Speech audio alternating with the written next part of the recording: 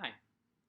So I was inspired by various YouTube personalities who like to show off their movie collections, their DVD collections, their Blu-ray collections. But for me to do that would be too much in the direction of great artists steal. Even though I think I probably have more interesting collections than they do. Not because I'm more of a movie person, they're more movie people, but that's why they've got the stuff that everybody would expect to be had. And I've got, I think, stuff that wouldn't be expected. That maybe I'm one of the few people who actually cares about having it. But I wanted to do something along these lines, and I have done the DVD thing in the past with Christmas movies, I think, and with Halloween-themed movies. And I've done it with buttons too. With that, when I got all those political buttons for the 2020 Democratic primary. But the thing that I really wanted to do was everything that I have amassed and held on to because they are bears or bear adjacent. Case in point, Robertson back here.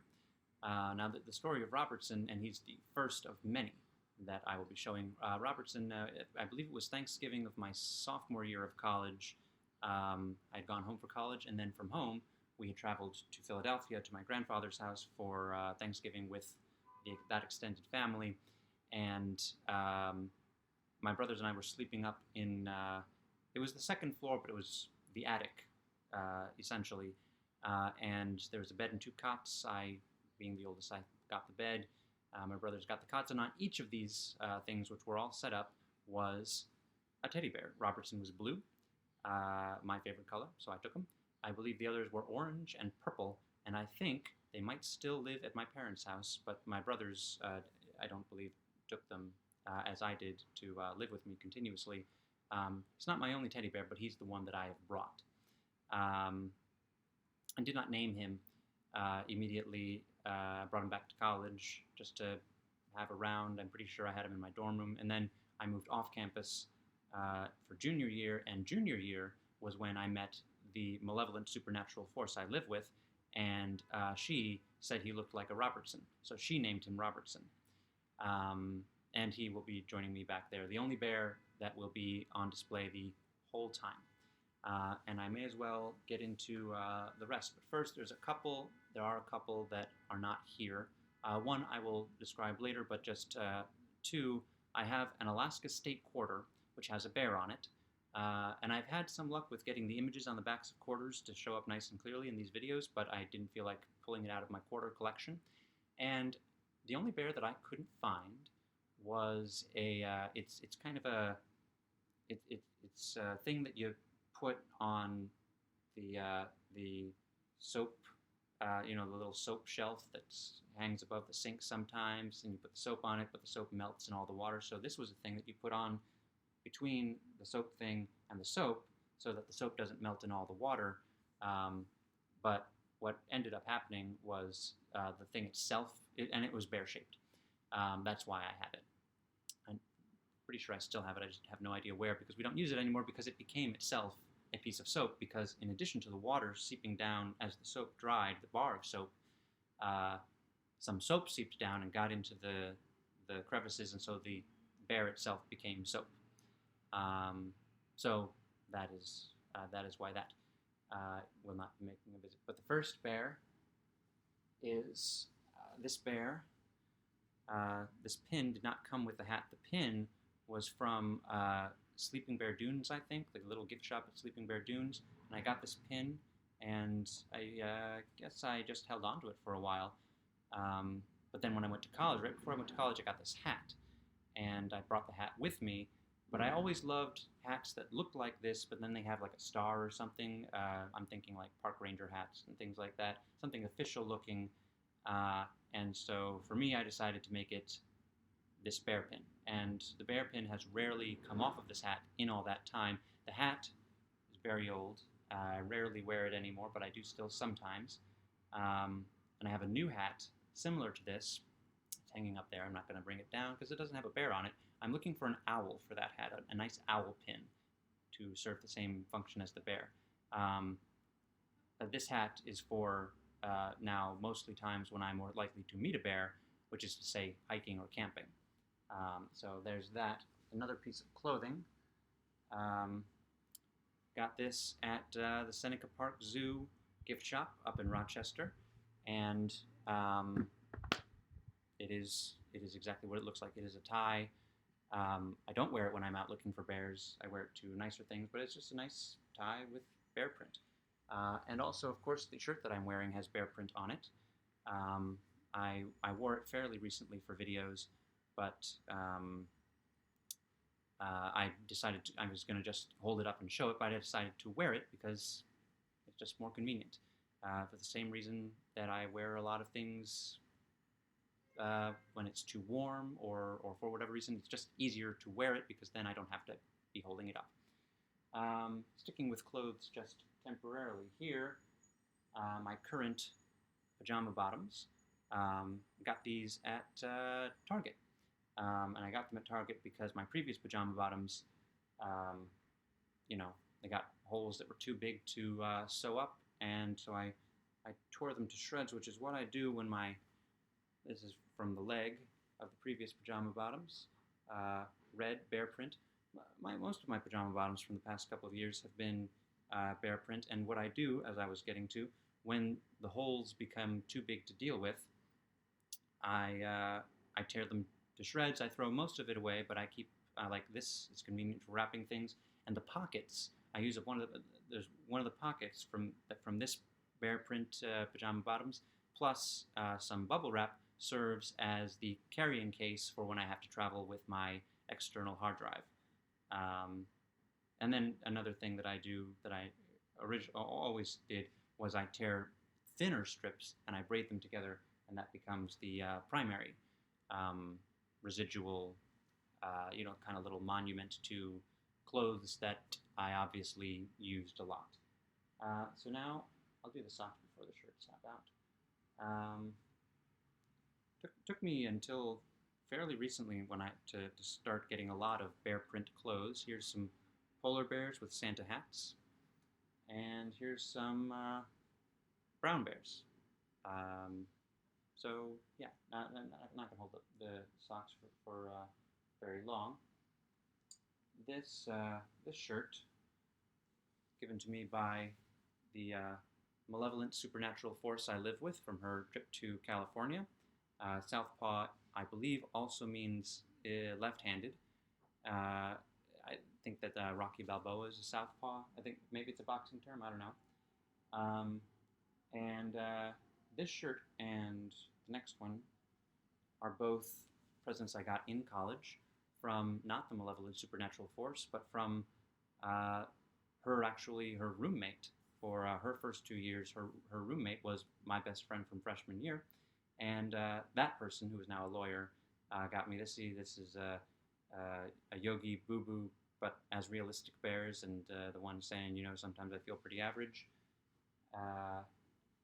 This other one, I don't think there's any words, but it's just a bear watching TV in the woods. I still have these. They're still in good shape. And there will be more given to me by that person. A lot of these things were either given to me by my lawyer friend from college or the malevolent supernatural force I live with. This is my much older bear shirt. Up north, I think, does it say Fish Envy? Yes, it says Fish Envy there. This is a bear shirt that I was wearing, I think, probably when I went to college, not necessarily the day that I arrived, but a shirt that I already had. It's a very, very old shirt. So I think that's it for clothes, but of course not for gifts from people. This is the diary that I'm currently writing in. My lawyer friend from college, she still likes to give me bear stuff. And so this is a notebook that she gave me. That is the diary that I'm currently writing in. And there is also somewhere that I couldn't find, she also gave me a tote bag that has a design very similar to this. Must come from the same company or something. The green and purple shirts, I think the company she got those from was called Threadless. They had some interesting designs. Sticking with books for just a second, well, not more than a second.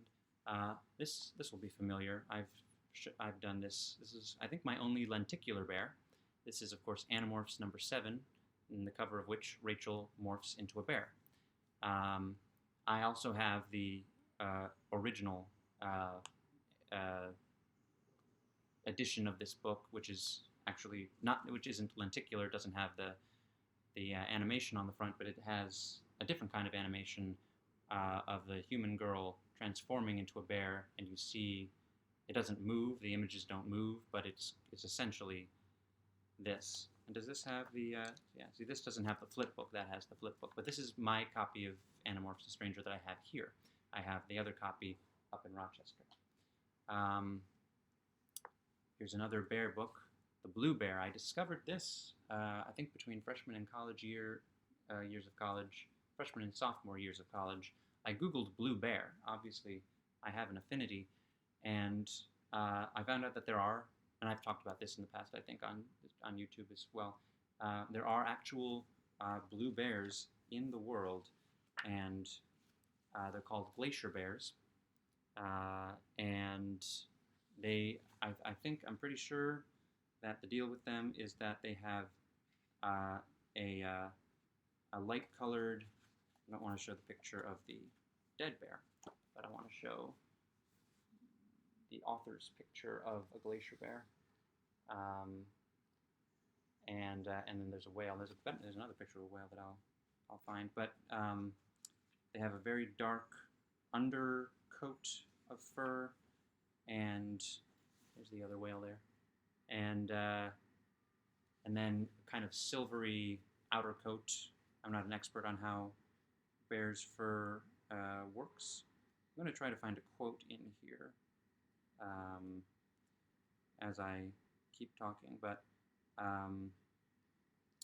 yeah, glacier bears are, to me, the perfect animal because they are blue and they are bears. And the quote in here is from the Japanese guy that you saw the picture of, and I could try to, I mean, I remember the essence of it, but I want to try to get it exactly what he said, and I think I'm getting close. Because in part this book is about Lynn Schooler, the author. He took people on tours of rivers on Alaska because they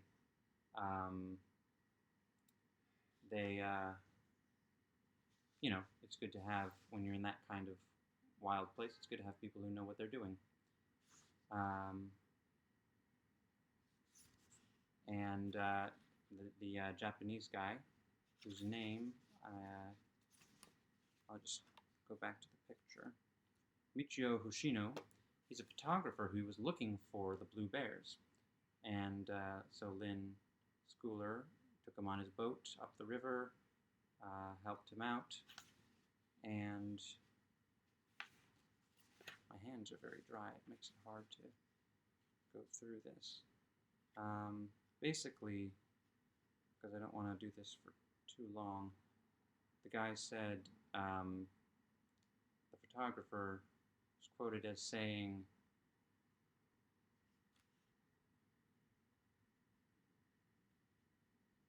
if there were no bears, it would be much safer to go into the woods. Oh, here it is. I could hike through the mountains with complete peace of mind. I could camp without worry, but what a dull place Alaska would be. Here people share the land with bears. There's a certain... Oh, if there wasn't a single bear in all of Alaska, I could hike through the mountains with complete peace of mind. I could camp without worry. What a dull place Alaska would be. Here people share the land with bears. There's a certain wariness between people and bears, and that wariness forces upon us a valuable sense of humility. People continue to tame and subjugate nature, but when we visit the few remaining scraps of wilderness where bears roam free, we can still feel an instinctive fear. How precious that feeling is, and how precious those places and these bears are. So, great book, great story, great people, and just a great sentiment about why, you know, things are dangerous, but that doesn't mean we have to do away with them. It doesn't make the world a better place to get rid of the dangerous things. Here, I have not read this as I've read those other two. The malevolent supernatural force I live with gave me this, I think, shortly after we moved. It's the only National Geographic I still have, and I will read it eventually. I'll read every article. Land of the Spirit Bear. Spirit Bear is kind of like a Glacier Bear. They're all part of the black bear family. They're smaller bears, but they come in different colors. And not all black bears are black, is what I'm saying. So eventually I will read this. Probably, I'm hoping at some point, again, to go camping and take this, no books, just this, and the times when I'm just sitting and not just appreciating nature, I can read this. But I also have the movie version, also given to me by the Malevolent Supernatural Force. And this is just a half-hour National Geographic special on, again, Spirit Bears. And I've watched it, and I've watched the bonus program, Assignment Great Grizzlies, and it's one of few bear-based DVDs that I have. The other main bear DVD that I have is this movie, Grizzly Man. Great movie, very interesting, about an interesting, ultimately tragic guy.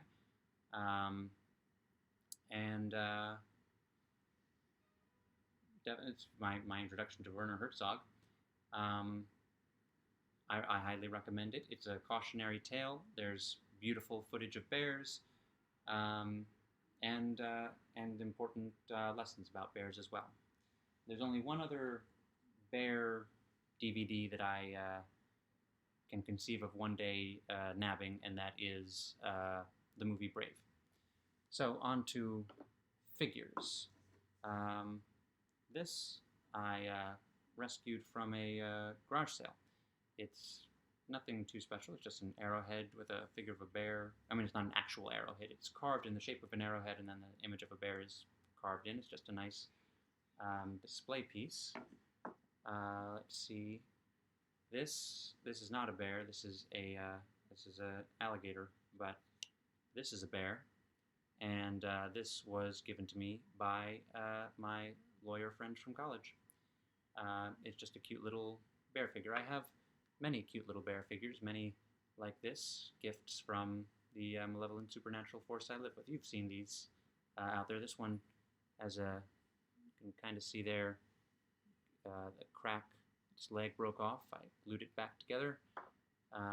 Same thing happened with this bear. You can see the crack there with the arm. I probably shouldn't be handling these things as so much because I'll just break them again.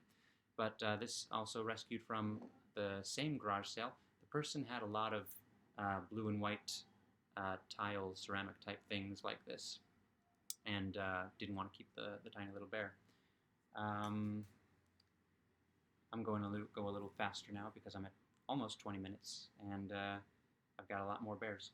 But also, there's not much to say about most bears. Like this, also from college, from college, a pencil sharpener, and I still use it to sharpen pencils. It's still useful. I also like to have a bear on every shelf, so it's helpful to keep them around.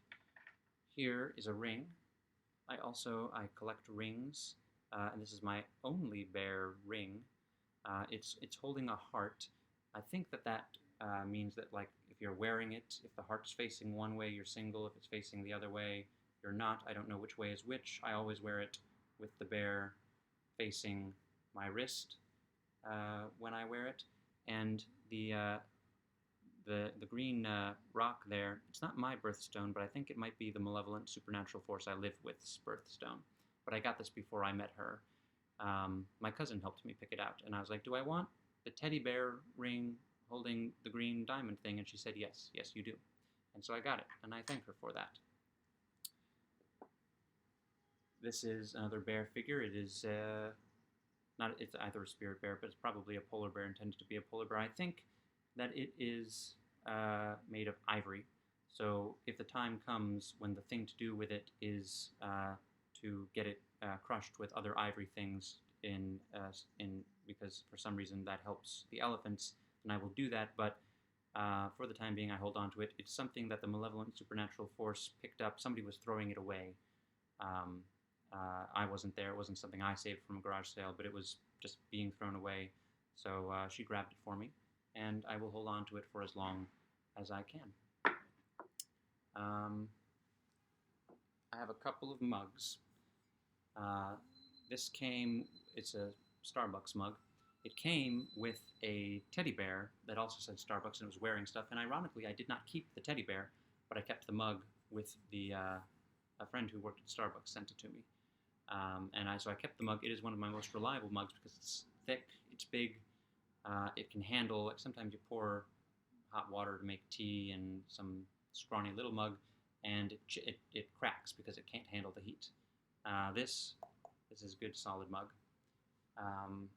And I have another mug that I don't use because it's one of the tiny little mugs. It probably could handle, it's actually pretty thick, but it probably could handle tea. It is obviously a product of tea. I found it in my parents' basement. It's got 3 bears. Let's see, 1, 2, 3. But it's just, I use it for, I just have it out on display because it's nice. What is it? Sleepy Time, Celestial Seasonings Sleepy Time Herb Tea. I found it in my parents' basement. I took it. It is cute.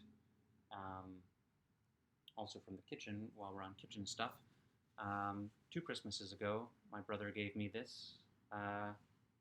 It is, of course, for grabbing things out of the oven. It lives in the pocket of my Gryffindor apron. And last kitchen thing is my grandmother's teddy bear timer. I had this in my closet up in Rochester at my parents' house for many years, but I decided to bring it down here, mostly to have on display initially, but I think its first job was when I was cooking that year's pumpkin pies for Halloween. I set it, and you can hear it. It rings. It doesn't always ring, but it rings most of the time.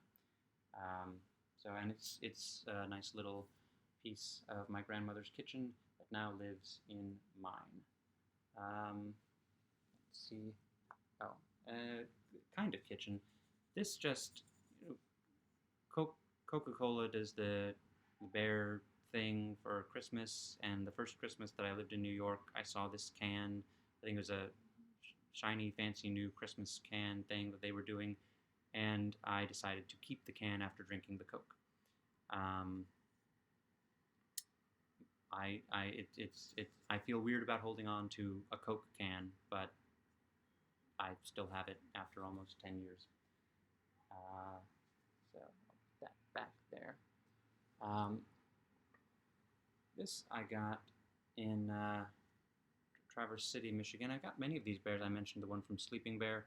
This ring I got from Northern Spirits in Manistee, and this I think came from Traverse City. One of the few non-cherry themed things. It of course hangs on the wall, hangs on the door. I put some tacky on the back of it to keep it from moving so that when the door opened and closed or just blew in the wind, it wouldn't knock. It's a nice decorative piece. As far as bears that hang go, the malevolent supernatural force I live with gave me this, gave it to me after having made it in a metalworking class. It is the classic bear stance of moving forward. The next thing I show will also have that. And the pin on the hat. It was the classic bear pose. It sometimes hangs on the Christmas tree.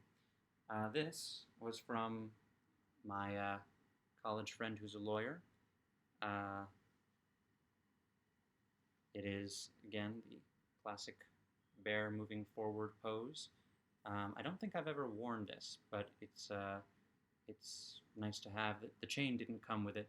The chain had something else that didn't really fit because it had a smaller one of these, and so it didn't move along the chain very well. But this fits the chain, so maybe I will wear it one of these days. I showed things that I rescued that I essentially got for free from garage sales that I was helping with. This I bought from a garage sale of a person who I did not know. I knew the people with the other ones. It's a candle holder, and if you've got the right color candle, or I suppose any color candle, it looks like honey dripping down. That the bear's got like a beehive or something, and the honey's dripping down from the beehive. So it's probably the heaviest bear thing that I have here. So I put it down. Getting toward the end. I think that's that. So just a few more things. 3 more things. This, it doesn't look like a bear because it's not. It's not even shaped like a bear. It is a piece of a basin at the base around a fountain that is in the middle of where the main streets cross in Geneseo, where I went to college. And on several occasions, it has been hit by a truck, this basin. And the last time that happened, or maybe it was 2 times ago that it happened, the basin made out of, what is it? All right, well, here is the image of, I think that's it rebuilt, and then this is what happened to it. The bear was knocked down into the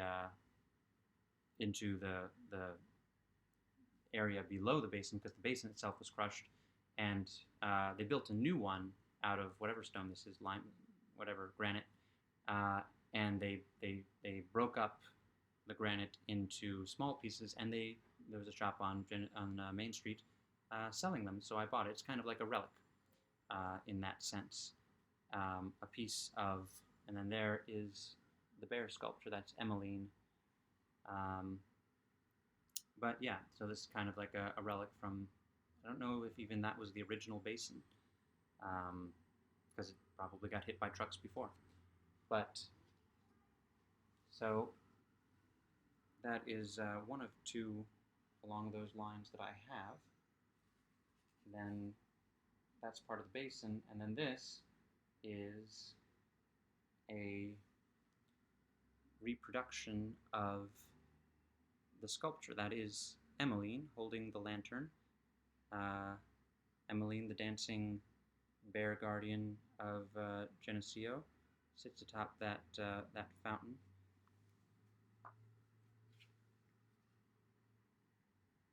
Holds the lantern, gets hit by trucks, and this is a little pendant based on her. This is a gift from the malevolent supernatural force I live with, and it is one of my most prized bears. And it is only available from David Mann Jeweler in Geneseo. So then the last bear, and I know I've shown this bear.